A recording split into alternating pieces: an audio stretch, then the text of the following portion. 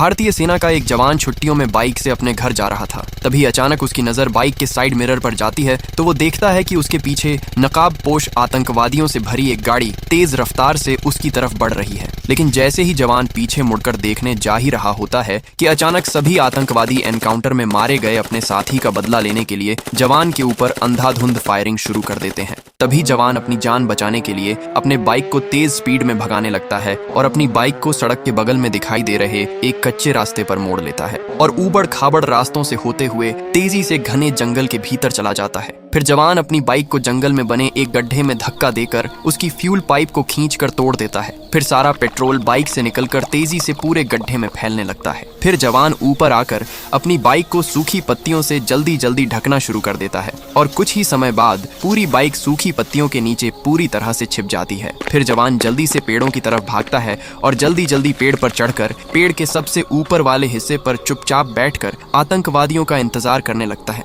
तभी कुछ देर बाद सारे आतंकवादी जवान का पीछा करते हुए जंगल में आ जाते हैं और अपनी गाड़ी से उतरकर जवान को इधर उधर खोजने लगते हैं। तभी कुछ आतंकवादी जवान को खोजते हुए उसी सूखे पत्तियों से ढके गड्ढे के पास चले जाते हैं। तभी जवान मौका देखकर उसी गड्ढे में तेजी से फायरिंग करता है। तभी गड्ढे में पड़ी बाइक तेज धमाके के साथ आग के गुब्बार में बदल जाती है और कुछ आतंकवादी उसी आग में जलकर ढेर हो जाते हैं। तभी सारे आतंकवादी बदले की आग में चारों तरफ अंधाधुंध फायरिंग करने लगते हैं। तभी जवान बिना देरी किए पेड़ की आड़ लेकर सभी आतंकवादियों पर अंधाधुंध फायरिंग शुरू कर देता है और अकेले ही सारे आतंकवादियों को ढेर कर देता है। लेकिन जवान इस मुठभेड़ में बुरी तरह से घायल हो जाता है। लेकिन फिर भी आपने जवान के लिए लाइक और सब्सक्राइब नहीं किया।